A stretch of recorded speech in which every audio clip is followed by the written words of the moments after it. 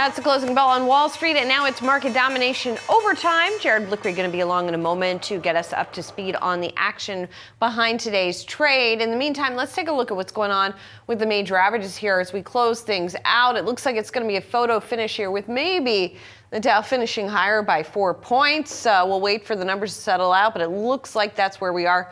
Let's call it unchanged, shall we? The S&P 500 similarly not moving much, but more to the upside, almost 0.2%, and the Nasdaq finishing the day with a little bit of a leg up as well, about 0.5%. We had some economic data here today, running the gamut from new home sales to a consumer confidence number that came in below estimates, and in particular, the expectations part of that index coming in at a 12-year low. So investors weighing all of that were set to get another reading on confidence on Friday. So now investors looking ahead to that to try to figure out if all of this sentiment data is going to feed through to actual spending data. We talked with Jennifer Lee of BMO about that earlier in the show, and she said basically it's too soon to tell. So I guess that's the message that the market is sending today as well, as it doesn't move much. Jared's got a closer look at today's action. Thank you. We're seeing fear leak out of the market, and we can see that in the VIX here, which is down to 17.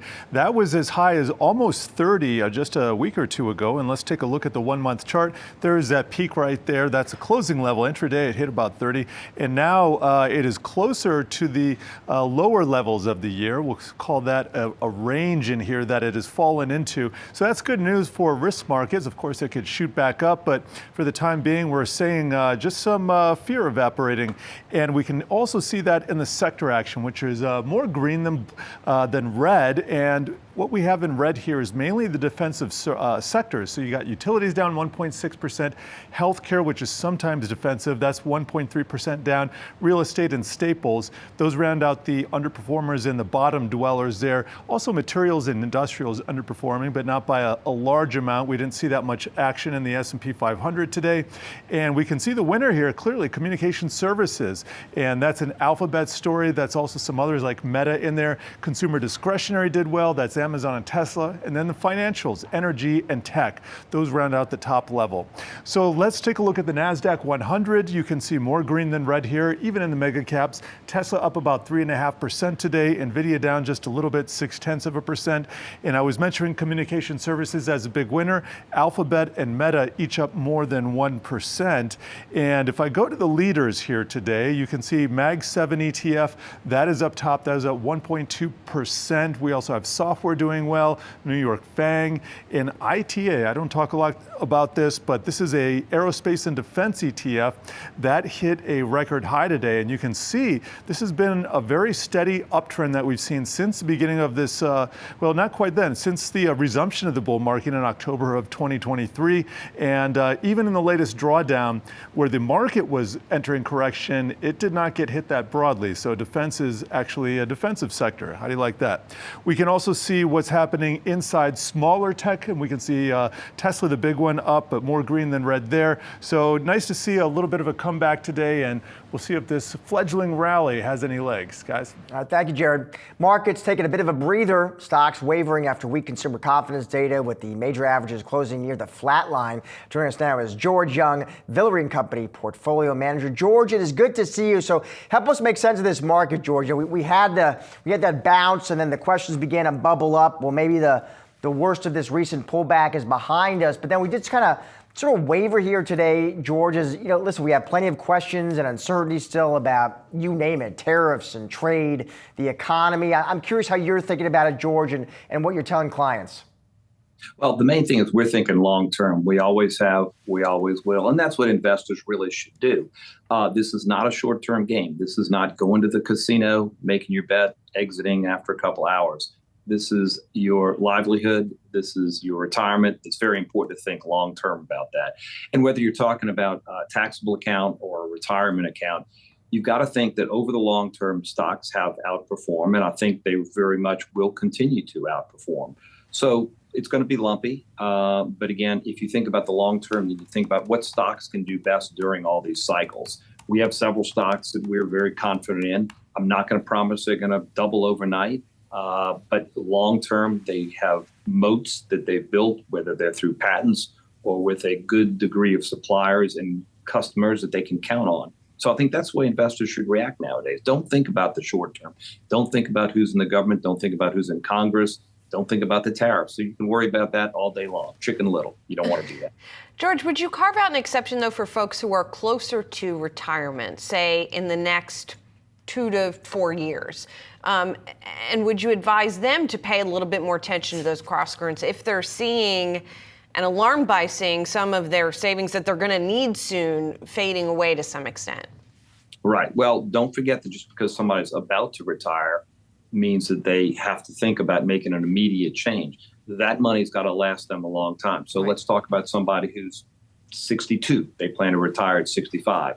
If they're in good health, that money's got to last them through an age of something like 80. So that's a 20-year horizon they've got to plan for. Again, if it's a retirement account, bonds are not unattractive right now, meaning you can buy corporate bonds, good corporate bonds that pay 100 basis points over current treasuries. Current treasury, we have a flat yield curve, basically pay about 4%.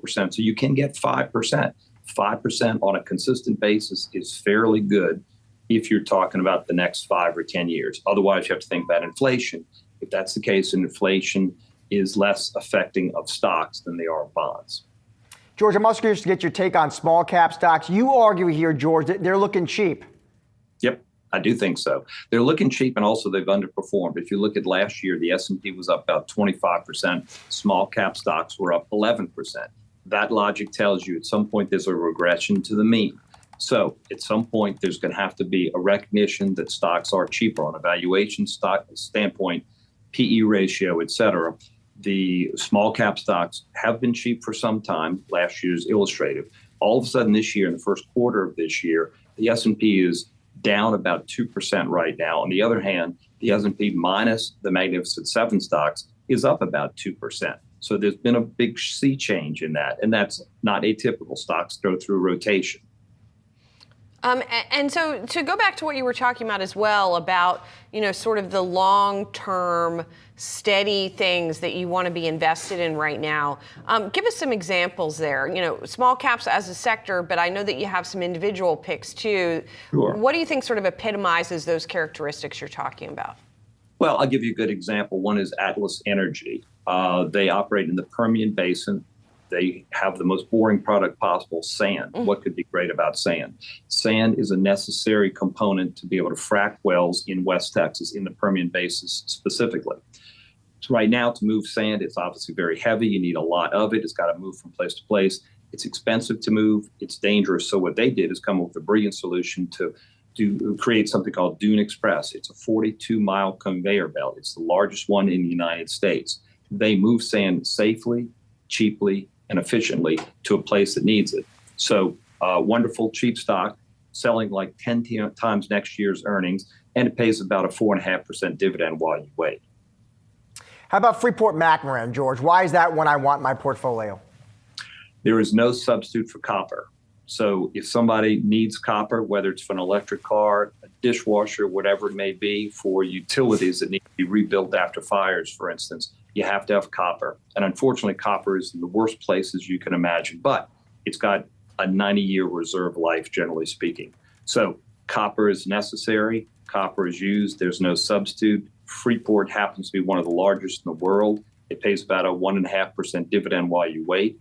Yes, it is a commodity, so it's subject to the volatility of commodities. And yes, there's a question of how much demand there's going to be longer term if there's a recession, but there's no substitute for it. George, good to see you. Thanks so much. Great. Thank you. Appreciate it. Let's talk some earnings here. GameStop results just hitting the wire, but I should mention first, and it's probably why the stock is up, the company is announcing an update to its investment policy to add Bitcoin as a treasury reserve asset. This was broadly speculated upon. We have seen the stock pop as of late in expectation of this. There's no other details in the statement, by the way. It just says, update to its investment policy to add Bitcoin as a treasury reserve asset. There are no details on how it's going to add it. There's no details on how they're going to raise funds to do that, although who knows, maybe they'll follow on the heels of strategy and issue shares in order to do that. And by the way, all of this coming as the company's numbers missed estimates. Sales in the fourth quarter down 28% to $1.28 billion. That is a worse result than had been estimated. Yeah, the stock, I'm just looking at the chart. I mean, heading into this print, it was down around 20% year to date, but if you pull it back, I mean, it was up around 70% over the past 12 months. Now we're tacking on almost 8% here in the after hours. Not a ton of coverage on the street, frankly, at this point, Joe, on this one. In fact, I see 0 buys. I got 1 hold and 1 sell. And we know who that 1 sell is. Yeah, it's our friend Michael Pachter. We spoke to him just yesterday about GameStop in anticipation of the results, and this is what he told us. They're not going to make an operating profit in the year they're about to report. They're not going to make one this year or next year or ever. So if their operations continue to lose money, it's hard to value them at several $billion, and the market's just got this one wrong. Indeed, the company coming out and saying it did make a net income for its fiscal year 2024 here, but we'll continue to dig into these numbers. But he's not alone, as you say, in not being enthusiastic about the stock, which is effectively a meme stock. We'll see what happens with this Bitcoin ad. I think Michael, he's bearish, doesn't see a rebound in the core business, skeptical about getting into trading cards and crypto, but got the stock up 6.5% right here. Yeah. Coming up, more trouble for Tesla in Europe and the UK. We'll get you the details right on the other side. Stick around. Much more market domination overtime still to come. Tesla hitting a speed bump in its third biggest region. The EV maker seeing sales in Europe falling in February.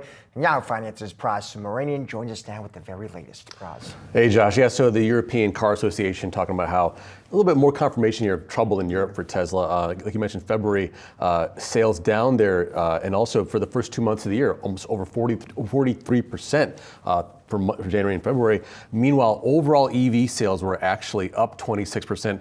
31% in the first 2 months here. So it's kind of a mixed bag here. You got Tesla going down, overall EV sales up. So what's going on here? More competition from better products from BMW, VW. We mentioned some of the Chinese automakers too. Tesla has that Model Y changeover where they're revamping their best. The Model Y switchover. Yeah, exactly. People may not be buying the old one, waiting for the new one. And then finally, of course, the Musk effect, which we talked about a lot. His embrace of sort of right-wing political movements. You think the branding having an impact over there too? Yeah, I think so. Yeah. I think we've seen a lot of polls, Germany and places like that, saying that his popularity has come down. People don't want to buy Teslas anymore. Tom Narayan was on earlier today. He's a big Tesla bull. He seems to think that the new Model Y plus a potential that long-awaited cheaper EV, once that comes out, will sort of stem the tide here with sales increasing in the future. Interesting. And we talk about Germany in particular because Musk has supported the right-wing party there, AfD. So maybe even there versus other countries in Europe, there's an especially acute effect. Yeah, definitely. I think there's a poll that says 70% of Germans don't want to buy a Tesla, something like that. But even in the UK, too, he embraced a right-wing movement there. And the sales effect is a bit lower, not as bad as Germany and other parts of Europe, but it's still nonetheless over 10%, right? So there's a concern there, but I think March will be the big key. That's when the Model Y, the new Model Y, will be fully on sale. We'll see if those sales rebound just a little bit. Could it be that effect, or is it also bigger than just the new Model Y? Right. All right. Thank you, Pras. Appreciate it. Well, Elon Musk's role at DOGE is sparking anger at Tesla, causing protests and giving some potential buyers pause, but not our next guest. Joining us is Wall Street Journal auto columnist Dan Neal, who wrote about his purchase of a Tesla in his most recent column. Dan, we really enjoyed reading the column. And to be fair, your timing of buying the Tesla was a little before Inauguration Day and Musk sort of taking the sledgehammer to the federal government. But how did you weigh his persona and the image of the brand versus the practicalities of why one buys a car? Yeah, well, one of the things that that surprised me as I reflected on the situation is how fast this moved and how fast the brand was. Well, I think it's turned upside down really for American buyers, Western audiences. With regard to the German public. I think at one point someone did a survey of 100,000 Germans. 93% said they would never buy a Tesla again. Now those are peaky kind of numbers, but yeah, I mean, and before this, I wasn't really following Elon. I mean, 6 months ago, I wasn't following Elon's X or whatever, Twitter, because I was so checked out of social media and glad of it. I didn't really care what he said. And the worst thing I could say about him, I didn't like the way he treated what's his girlfriend? I love her album. Grimes. Yes, exactly. Grimes, I thought he treated Grimes badly, but then his grievances started to turn against the world. In any event, the thing is that I haven't politicized. I'm not politicizing the brand. Elon has made the brand an electable political choice, a kind of a fork in the road for buyers, and a lot of buyers are not interested in carrying on. That's the other problem, is that once you buy a car, you're kind of, if not married to it, you're certainly got a long-term relationship, and it's hard to switch those things around. It's very expensive for a lot of people. One thing, Dan, that caught my eye in your column, because listen, you are the car guy. You said that objectively speaking, that 2022 Model 3 you now own, you say it's a fantastic car. How come, Dan? Can you walk through what makes it fantastic? Sure. Well, first of all, by the time 22 came around, they had really sorted out the battery situation in this. But they didn't. It wasn't 4680 batteries, but it was the last generation of the previous technology. They had also sort of run in a couple of generations of gigacasting. Gigacasting is a way you build a car out of big modular pieces, putting it together. When you bolt it together with the kind of micro precision that gigacasting affords, then you've got a real unit, and the thing's tough as nails. And of course, there's the overall balance. So the thing that Tesla, to its credit, the design weighed every gram and counted every kilogram. It was, and so it's a lighter, more efficient vehicle. Now, you talk about Germany, and of course they're having a fit in China as well. Elon's, mystique or lack thereof doesn't perhaps extend to those markets, but there is a lot of new, awesome Chinese competition, as good or better than a Tesla on a point-by-point basis, and tons cheaper. So so the handwriting's on the wall. I mean, Tesla's not going to compete on price against Chinese manufacturers for very long, and I think that this is I think it represents another. I think Elon's behavior is going to represent another headwind that's going to slow Tesla down in the Western markets.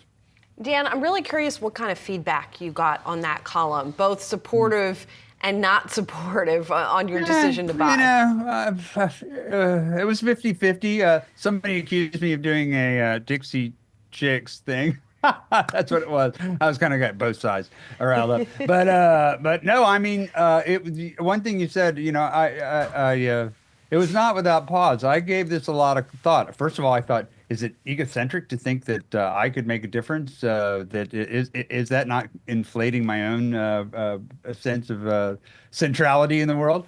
Well, I was a little bit wrong about that, because these buyer boycotts, for the first time in my career as a journalist, I've seen a buyer boycott really bite, really make a difference, move the needle. And it also brings up the question of how CEOs behave overall. The worst thing you can say about Elon Musk as a CEO is that he's unpredictable. There is a certain lack of decorum and other sorts of things, but with a lack of predictability, that makes it hard. We also want to look at just how much power one person should wield in society. Again, he's an unprecedented case, the world's richest man, working with the world's most powerful man, and under a lot of things, doing a lot of things that he might have conflict of interest in. So anyway, you don't have to be political not to like that, or you don't have to be, I don't want people thinking I want to privatize the mail service.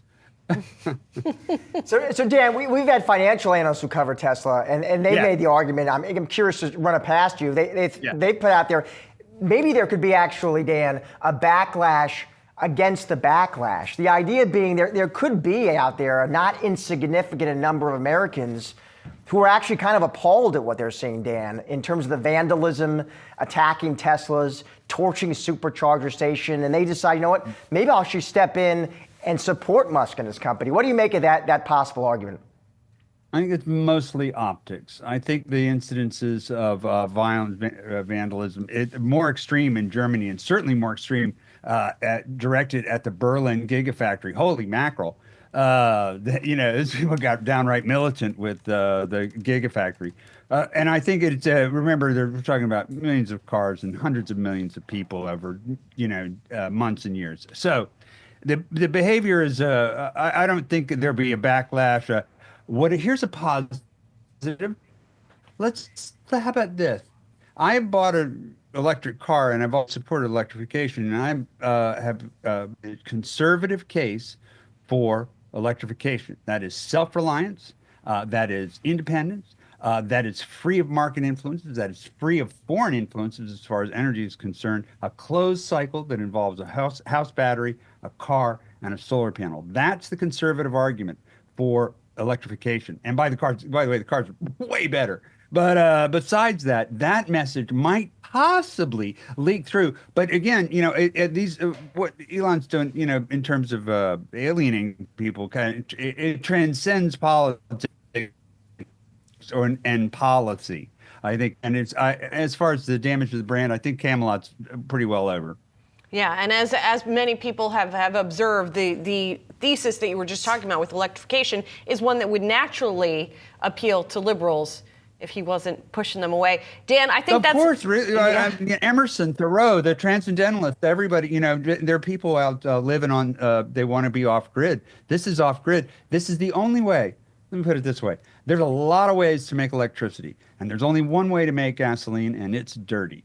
So, and Elon was there with he preached that message, and I bought it hook, line, and sinker. I mean, I spent a lot of money with this man. Yeah. I just wish he didn't make me so embarrassed now that I've got the T on my car. Yeah, well, if nothing else, Dan, you have given us the first and only interview probably ever where we have talked about both Grimes and the Dixie Chicks. So we thank you for and that. Emerson and Thoreau. And Thoreau. Thanks, Dan. Appreciate it. You're very welcome. Bye, guys. Bye. Yeah.